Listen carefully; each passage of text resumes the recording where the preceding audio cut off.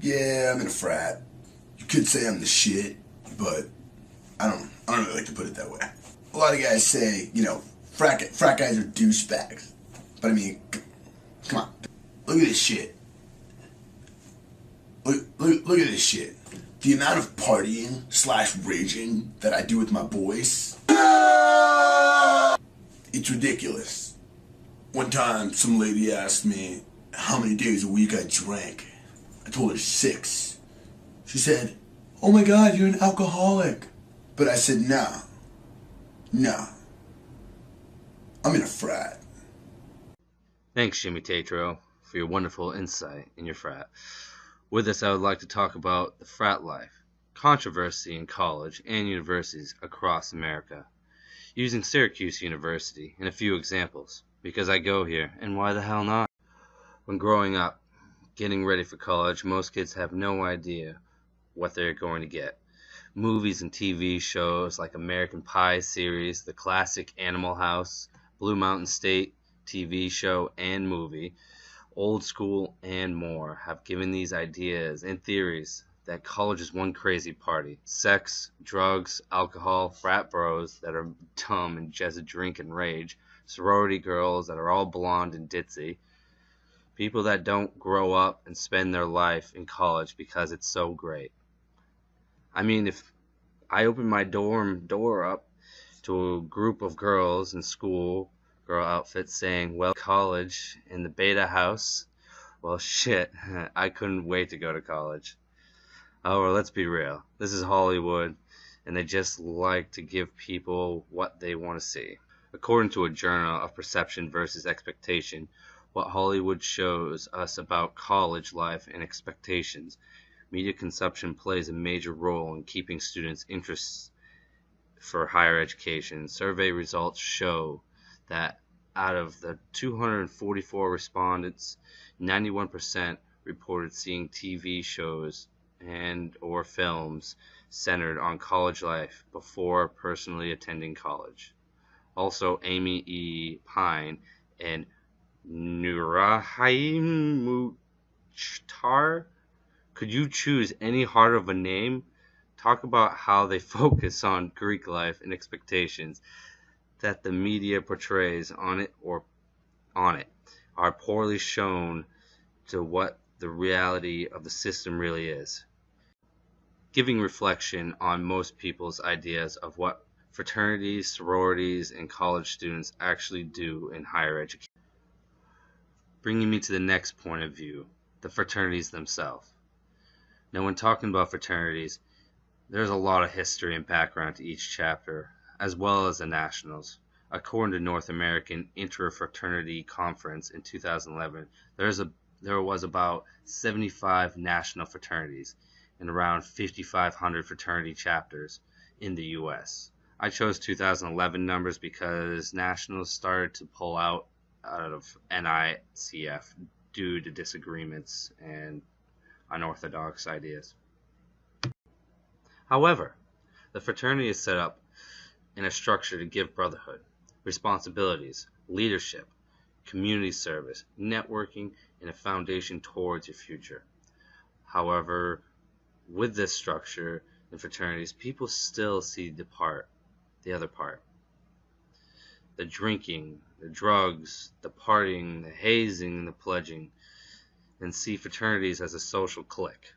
According to statistics, you'd be surprised of how all the social atmosphere you do see, the reality of how hard they work as well.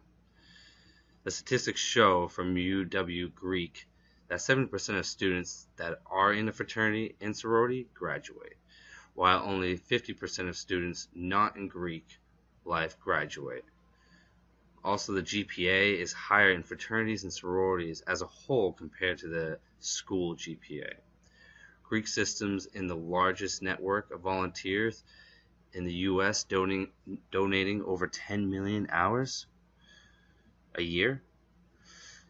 Out of 50 largest corporations, 43 are held by fraternity men. Most of our government is alum of a fraternity. 80% of the executives from Fortune 500 companies are fraternity alum. However, fraternities are also known for sexual assault, hazing, disrespect, over-drinking, and abuse of drugs, as well as sometimes death from alcohol and drugs. However, what does the media and news say and feel about this? Well, with the media and news showing another side of fraternity life, it shows what has happened within chapters, breaking news, as well as front page. Fraternity hazing may cause student to lose 4 fingers. Oh, nope, student is just fine. Frostbite. Those articles were put out 2 days within each other, saying something drastic, and then a couple days later with what happened from the Daily Orange. The media shows its opinions on fraternities and shows how to survive it.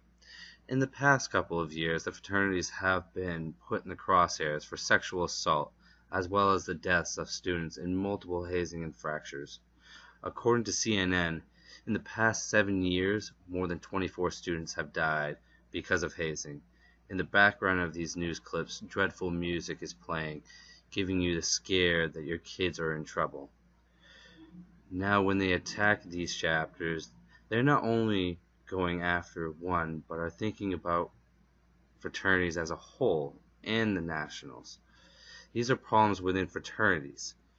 However, these are problems within most big organizations as well. Look at the military, for example. Just in basic and job training, the deaths and hazing, as well as sexual assaults, are much higher, with only 4 million compared to the 9 million members in fraternity and sororities. When going through most news videos, they lay aim to SAE, however, say that the fraternities are in trouble. Reports like these have become depressingly familiar. In just the spring semester of 2015, 133 fraternity and sorority chapters at 55 U.S. colleges were shut down, suspended, or otherwise punished after alleged offenses, including excessive partying, hazing, racism, and sexual assault, according to reports compiled by Bloomberg.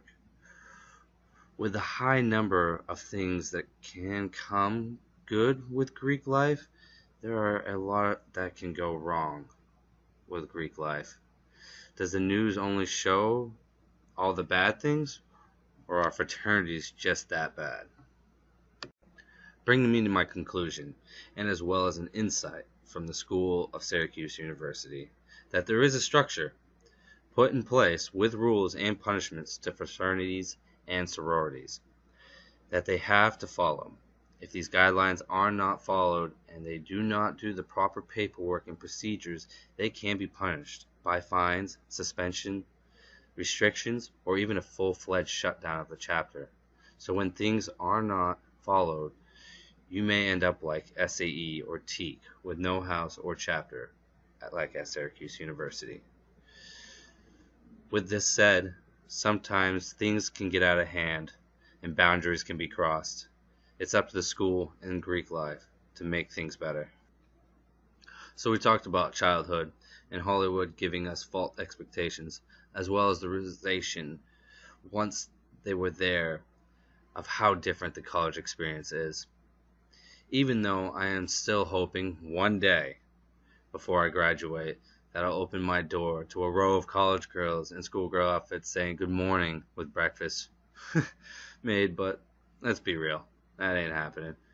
Instead, I'll be talking to my brothers about bro codes and yelling at my roommates to clean up the kitchen so I can cook breakfast.